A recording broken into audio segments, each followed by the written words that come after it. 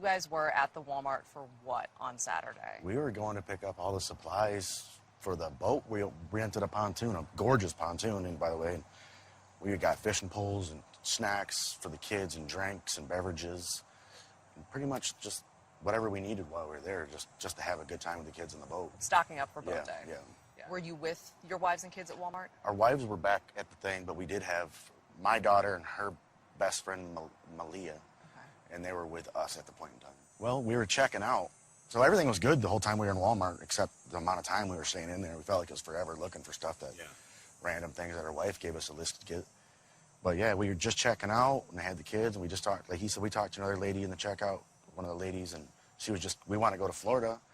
So she was telling us she lived in Florida, and then we checked out nicely and had to say, goodbye, thank you, and everything. And as we were exiting, we could hear, we just kind of saw him coming up, and then he started yelling, which kind of drew my attention more to him. And he started yelling, "He's got a knife, he's got a knife." And then he turned around, and then he said something along the lines of, "Get out of there." And that's when you heard like a mass panic. It happened in wave, seconds. You heard screaming? Oh, screaming, bloody mercy. Yeah, it went from nothing's happening to panic, extreme panic. It was a light switch. It just a lot happened. of people. Yeah. And we don't, and the hardest part is to understand is how he stabbed so many people, because we basically seen him within 10 seconds of the panic, and he got someone on the way, 2 people on the way out, or maybe 3. Well, there's more than that, but what we saw was a couple of people. So originally we only thought it was 3 people. We never would have guessed 11. No. You saw him stab a few people? He did. I was somehow right behind him and didn't see it. As I was checking out, my daughter, they were behind me. I was pushing the cart, and I could see him through like some of the grocery stack. There's like gaps in this cart, so I kind of seen something moving faster. And as I yelled at my daughter and her friend. I said, "Stay here." And it was like everybody froze, and then I seen him just right in front of me, and I could see the knife in his hand. It's like we locked eyes, me and him did.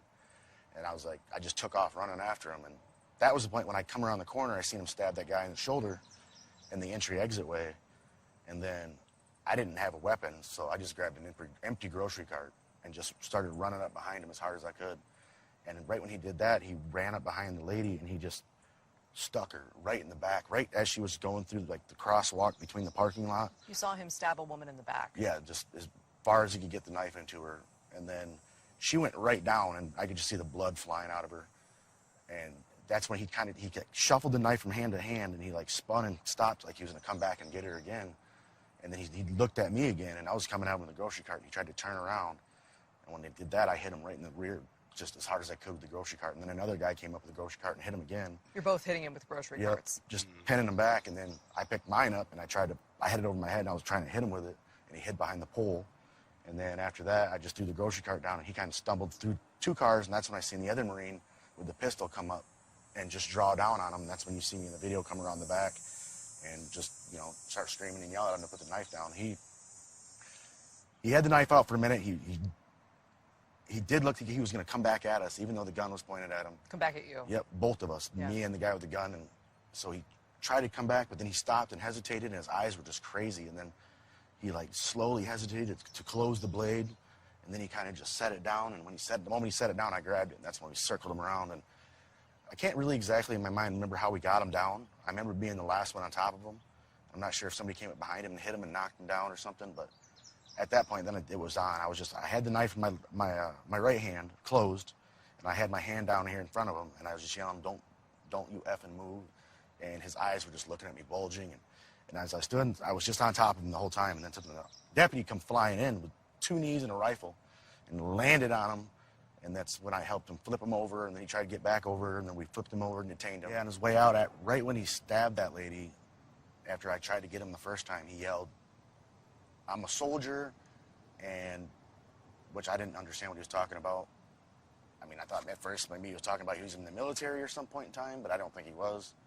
And that everybody in Walmart were bad people and that they pretty much need to die. And that's when I kept pursuing him. And then even on the ground, he kept saying, when I was on top of him, that he was a soldier. And I was like, well, I'm a mother effing Marine. And then he just kind of stopped. So I didn't know what he was talking about being in the Army or if he was what, but I don't think he was a veteran at any point in time. But maybe he was a soldier of his own, whatever reason he was doing what he was doing. I just was trying to stop the whole situation because I knew, maybe I don't know why, it just instinct. I just went after him and I wanted the whole situation to stop. I wasn't going to let him go. I knew that. He wasn't going to get away from me. I expected to get stabbed or injured. All I know is when the guy, Derek, showed up with the gun, I knew we were safe. Yep. At least hopefully he had bullets. I mean, It slowed him down a lot. It took it Seeing from the up gun. here. Yep. it took the tone down. It really did. I knew that was, and obviously, they were fighting with him for 20, 30 seconds, would you say? Yeah.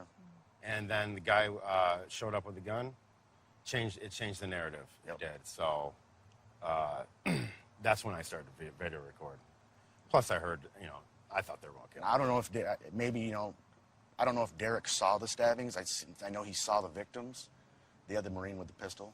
He may have. He may have saw the stabbings, but I know that he came in from left field with his pistol out, and I think that the guy that did the stabbings needs to thank Derek for saving his life.